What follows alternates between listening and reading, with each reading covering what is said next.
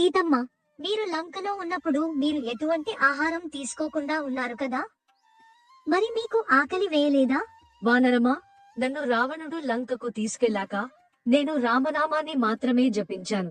కాని నేను ఏమీ తినకపోవడం చూసి బ్రహ్మదేవుడు బాధపడ్డాడు.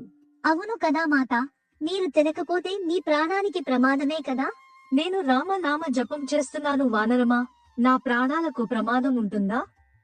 అయినా కూడా బ్రహ్మదేవుడు భయపడి ఒక దివ్యమైన ఆహారం నా కోసం ఇంద్రదేవుడితో పంపించాడు. మరి ఇంద్రదేవుడు మీ వద్దకు వచ్చాడా మాత? వచ్చారు వానరమా, కానీ నేను ఆయన్ని గుర్తుపట్టలేదు. ఆయన మాయారూపంలో వచ్చిన రావణుడేమో అని భయపడ్డాను. కాని నాకు ఒకసారి రామయ్య నాకు దేవతలను ఎలా గుర్తుపట్టాలో కొన్ని గుర్తులను చెప్పారు. అవి ఏమిటి తల్లి, మీరు ఎలా గుర్తుపట్టారు? ఇంద్రదేవుడు ఒక్కసారి కూడా కనురెప్పలు కొట్టలేదు. ఆయన పాదాలు నేలకు తాకలేదు. అలా నేను గుర్తుపట్టి ఆ ఆహారాన్ని తీసుకున్నాను.